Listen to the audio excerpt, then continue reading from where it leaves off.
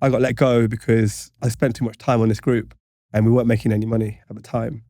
And I got let go. I had to deal with it. I managed to get some consultancies. I managed to survive in London, but I was like, what am I going to do? Rap culture in the UK is amazing, man. I was listening to these guys, these spitters of this new generation. I think there is a real conversation when it comes to who's the better spitters when it comes to the UK or in the US. I'm glad I'm in Canada and not the US at the moment. Yeah, we're in Canada. I don't want no trouble. I want no smoke. No smoke at all. But obviously, I support the UK. I think the UK rap is incredible. Yeah, these kids are getting better. There's a bunch of younger kids that are coming through, whether it be NEMS. No, they're spitters. Yeah. There's a bunch of kids that are just like the next up that are really like apart.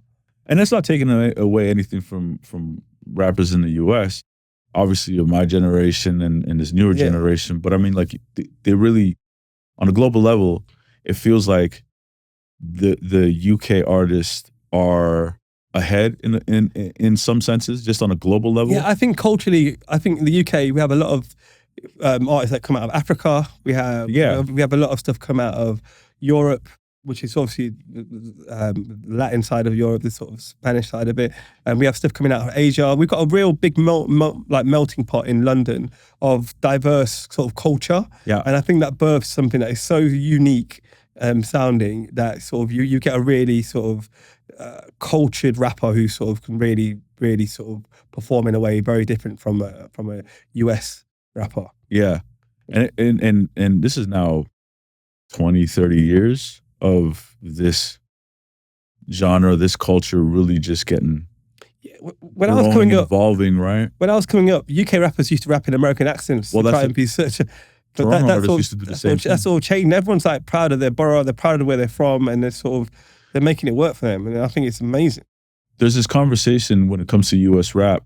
I can't remember who said this, but it was very recent where they said everybody's got to start to sound more regional because everybody sounds the same in the US. But I don't find that to be an issue when it comes to UK artists or UK rappers or drill rappers, right? So they're quite regional already. They're quite regional anyway. Exactly. But they're very regional in their sound, in their influences, in the culture, and it resonates in a real way. Like there's real impact when it does. There's a new rapper called Cast, which is a Liverpool rapper. Have you heard the Scouse accent? Yeah, Scousers. That's UFC fighter, is a Scouser. Paddy the Baddy. Paddy the Baddy, yeah. So there's another rapper managed by my good friend Lloyd Murray called Cast, who's just been on the Drake tour at the moment. This Liverpool kid, and he's so thick with Scouse. It's like, it sounds mad, but it works. The bars? Like when he's rapping? His bars sound mad, but it works. He's so sick. I think he's next up. He's like, really? Check him out. I'm going to check him out. Yeah. Crazy, but he's been doing the Drake tour. The reason why I say it is because Drake's been in the UK for a minute. Yeah. And he just got on that tour because Drake's seen him online, literally. Oh, crazy. Drake was like, he's cold, and swung him in. It's like, it's crazy. Yeah, I'm not surprised. All right, everybody, we're going to take a little break. Because if you're listening and thinking, fuck, I could really use some guidance right now, and you're serious about building your career in the music industry, I'm now offering private strategy sessions. These are fully personalized, just you and me tackling whatever you need in your career.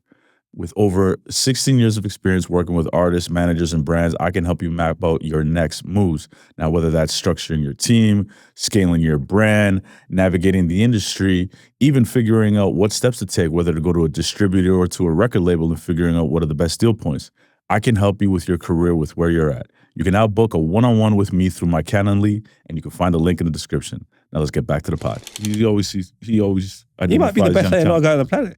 Yeah, him and Rihanna. Yeah. 100%. Crazy. Yeah, exactly. I mean, he'll see it. He'll always be able to identify whether somebody's dope or not. And to identify the cultural, to be able to identify whether it's culturally right is really fucking a specialist sport. So I take my hat off to it. Yeah, absolutely. Yeah, he's always got his finger on the pulse. The team always has a finger on the pulse when it comes to that kind of stuff. Yeah, he's seeing everything. Dope. Well, how are you? So when it comes to an artist like that, what's his name again? Cast. Cast. Kasst, if anyone. Okay, cool. I'm gonna check him out. But when it comes to an artist like that, how are you competing with the majors for Lion Bear to be able to go in and like get these deals done? Because I think with that sort of stuff, it depends on how long they've been doing it. In rap culture, especially if you're coming out of like street sort of life, how to put it, like gang life sort of thing. Yeah. It's tricky because normally they're sort of, a lot of rappers in that space are sort of need a payday to sort of put some things to the side sort of thing. Right. So my thing is, when I'm really early, I can offer them sort of real early sort of advice and development. I can offer them deals that are a bit more favorable than majors. My royalty rates are very different to what a major royalty rate was.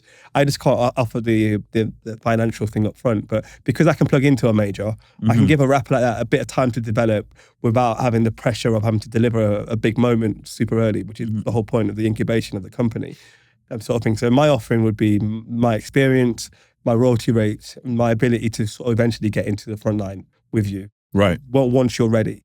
Right. And protect you from the characters that I know are going to really sort of pull you left and right and maybe take you off your focus of what you're trying to be. What do you have to avoid when you're talking about these characters? I think you got to avoid the urgency to get the money back quickly.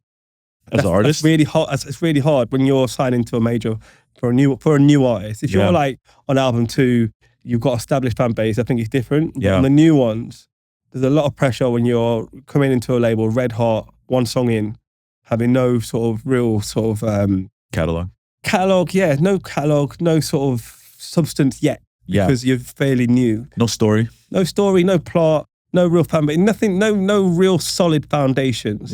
At that point, I think you need either someone like me to have a manager or my company to sort of protect you from being dragged left and right in that scenario. Because it takes a brave person to go to a label and say, I know you spent 100 grand. I need 6 more months. We need to put an EP out in between to get it to where we need to be. We've got a big record coming. Trust me, please. Everyone don't put the pressure on. Those conversations are very hard to have unless you know the people to say it to. Do you know you're low key back in management? And you know what? I find my way back. Yeah, I think I'm getting dragged back in. I think the universe is saying you got to get involved again. So. It is, man. This is the role of the manager at this point now. You know, but you're just doing. Yeah, you're doing better partnerships. I'm doing better partnerships. I'm participating in IP. So I'm doing partnerships. I'm trying to help people grow their business with my business. Yeah. You, I can see that, man. The excitement and the energy. I'm gassed. I'm going for it. I only know one gear that's on and off. I only know on. So I'm going to try and do good work. Yeah. I'm going to try and have a real positive impact on a bunch of young executives and a bunch of young artists.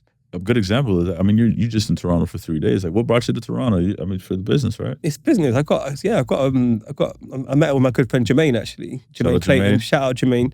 We're in the middle of doing a deal. So I've flown out. He came to see me 2 weeks ago in London. Oh, okay, wow. So I matched the energy.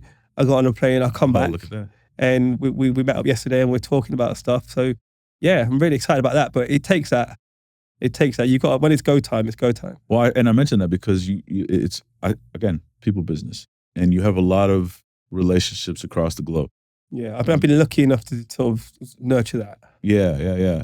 And I'm curious. So it's not that you're doing a partnership with specific to the Canadian market, or is it specific to? No. It's just I think obviously it's North America. I'm in the UK. And I think having my sort of artists that I've got being developed, having a presence in North America, I think Canada's possibly the best place on earth to do development. Yeah. Because of your touring, because of the characters that are here, and there's sort of, I don't feel the pressure of being in North America by being in Canada. I feel like there's a bit more time here. Okay. And the characters are more cool with taking a minute on stuff. More patient? More patient, yeah. Yeah, I got you. And without having this sort of, once you catch the gaze of the sort of bigger label sort of thing, the stop clock starts and then you're in a race to sort of get to a place. And I think Canada's particularly placed in the world where you can go there, incubate, build, and then come out to the world cooked. Is that why you said you feel like everybody should get cut? I think everyone should get fired. Okay. Yeah, I think everyone should get fired. It's like, I think it's a real fucking life lesson. Getting fired, it's like... Oh, just in general. So not specific to like everybody. You just mean everybody should get fired at one point. Yeah. Yeah. All right, tell me more. No, I think I'm going to get fired at some point because there's nothing that will test your character more than that. Yeah. Especially if you've been somewhere for a while. I think like, get fired, you figure it out. You go, oh shit, I'm more than just this job. I've actually got experience. I can do things. Yes, it's tricky, but I've got to figure this out. And once you've weathered that, like, no one can trouble you after that. It doesn't mean don't get a job again. Get a job, but once you've had that and weathered that and navigated it, What else can test you? You've been fired before? Yeah, I have. I fired my first job. Okay. I got fired because the business wasn't quite working. It's funny. I got fired just before I had a big moment. I had a group, I was a management company. I had a group just before they broke. I got let go because I spent too much time on this group and we weren't making any money at the time. And I got let go. I had to deal with it. I managed to get some consultancies. I managed to survive in London, but I was like, what the fuck? What am I going to do? And literally, I was able to continue working the group I was already working on. How old were you? I was 24. Wow, young. Okay. 24. I was just in London for 3 years. And I had no family there. I had to figure it out. Yeah. But I got fired. I was like, oh God. So I used all my contacts. I managed to get 2 consultancies. Within 2 months, I was making like maybe 3 times of what I was making working for the guy full time through consultancies. And just after that, the first group I worked with properly broke. We had midweek really high, and all of a sudden my phone wouldn't stop calling, and I've never looked back since. Sorry, the artists that you were managing when you were at the management company, a few months later they broke? No, they blew up. They blew up, but then they came back to you? Yeah. No, so basically I was working for a company, managing a band. Yeah. The band sort of were building, but we hadn't had a real moment, and the company was struggling, so I got let go.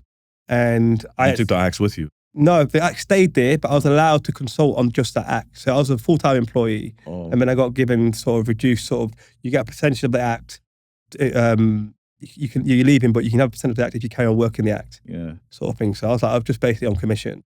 Okay. I was basically on a quarter of the commission. I can say it openly, and I had to make it work. And 3 months later, we dropped the album, and then we toured in arenas, and he just went from strength to strength. But I was in a real do or die, it has to work moment. And I think that was a quite character defining moment where you just got to figure it out. And 3 months is a lifetime when that happens, right? Bro, you're figuring it out. And obviously I'm from the Midlands in England, so London's quite a daunting place. It's like coming from the outskirts and coming to Toronto if you're not in Canada. Canada, Toronto feels like New York. It's a big place sort of thing. So for me, that was a real good life lesson. So I think I say that the firing, I think it's a really important step for me as a person to not be afraid of that ever again. Yeah. So that's why I moved through a lot of jobs, because I was never afraid of it. I didn't give a fuck. I was like, I've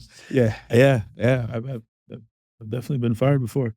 So. Yeah, it's good. It's good. You're here. Look at you, fucking smashing it. Yeah, I appreciate that, man. But yeah, it wasn't define you. It will help you. I think it's a great character process. Yeah. It's I think that's what you said. What you said is you got to have it in you, one way or another. Whether it's a chip on the shoulder, whether it's just you want to be the greatest at what you do. Yeah. I think there's something innately inside of you. Again, whether it's environment that's going to have you just progressing and drive you, forward. Yeah, because everybody's going to fail. Yeah. Everybody's going to fail. And some people fail way harder than other people, right? It's how you handle it. It's how you handle it. And it's sometimes, it does take time, right? You know what I mean? Like, because your identity is wrapped in this other thing. I mean, like, even from me going from the music video production side of things to becoming an artist manager, many people were doubting me at that time. It was wild. Yeah. And it was just like, oh, he's the video production guy. And I'm like, I don't want that to be on my tombstone to say like, he's Maurizio Ruiz from Mad Rock Entertainment. I'm like, no, I think I can do this thing over here. And it's just, also part of it had to do with the fact that I had really good mentors in my corner. I'm always seeking out advice. Yeah. And also coming across people that I felt like, oh, if you're here, I feel like I can do this. Yeah. You know what I mean? I had that a lot. I've had that a lot over the years. You'd be in rooms, you're like, I could do this. Yeah. What's he doing? I could do that. You have those moments, from your experience. I mean, doing the Mad Rock stuff, putting videos together, production, that's hard work. That's real work, bro. That's really hard. A lot of people don't understand what that process is. And I think if they did, I don't think doing management was a far stretch from that at all. No, it wasn't. It wasn't, because you are managing a lot of people. I think people would see that and they think there's like a 3.5 minute video. Budget. You got all it's actually a logistical nightmare. Yeah, exactly. Yeah, and you got to have a really solid team around you. It's exactly right. It's that really prepped me for management, to be able to put the right pieces together around an artist to be able to be successful. And then you also have your P&Ls that you have to deal with. When you're looking at, because I wasn't not only a producer of the production company, I was the owner operator of that production company. So I had to make sure that our So the margins. book drops with you. Things go wrong. Your client's not happy. They're calling your phone. Yeah, saying, exactly. What the fuck? No, but not only that, but it's like we were responsible at one point for 8 employees. Yeah. So I got to make sure that everybody's they got their own paycheck. livelihood. Yeah, they got their own bills and their kids and their family, whatever. On top of the contractors, right? So you're going and you're trying to make a music video. You're doing it for $100,000, and then you're getting a margin of say 20% plus insurance. If you're including that, you bake it in, it's 23, right? But as you know, like you're dealing with a manager, you're dealing with an artist, you're dealing with an A&R over here in Canada. We're like, oh, but we got to get this in the video. You got to get this in. You have to constantly be having that conversation that you want to have the best creative. Yeah. But then you also want to make sure that you're at least protecting the margin. I was infamously known as a guy who would go like, we start at 20%, but I get it to 10% because I always wanted to make sure that client is happy, we got the best visual possible, and that we're not wasting money on like silly things that weren't showing up in front of the camera. Yeah. But I still had a responsibility to my team to ensure that those margins were coming through so we can actually have profit and then pay employees. Yeah. Plus you have to make sure that your contractors are also getting paid. You couldn't blow through the budget. That's why I think MuchFact looked at us so favorably, because whenever we would send in the treatment, by the time the program was done, they were like, yeah, Madarock's involved. We don't really know who the artist is, but if they're taking a chance, they have good taste and they're responsible with the budgets, and we wrapped up our binding. They knew you were legit. You saved yourself a lot of explaining by just being you guys. Yeah, exactly. And in the US, they started to see that as well. And actually, if you do good work and you're actually of quality. It speaks for itself. Yeah, absolutely. And especially in a major label system, whether it's a major label system or an independent business like yours, for example, right? Or this business right here. Yeah, you are investing your own cash. You might have some partners in there, but you got to be responsible at the end of the day, because it is a business. It is. And the only way that it's going to survive is if it's fucking profitable. Yeah. You know what I mean? Yeah. So that's why it's important. Like, again, I'm really excited. I know, well, I thought of this as just being an opportunity to build up the media side of things for me, because I come from media, I guess. I come from production, come from the film side. I know what quality looks like in terms of that. That's probably the thing that I understand the best is content. And then when working with Jesse for 8 or 9 years, innately I kind of understood marketing as well, because I was really good at marketing Madarock, and then was pretty good when it came to Jesse in terms of the content side of things. Yeah.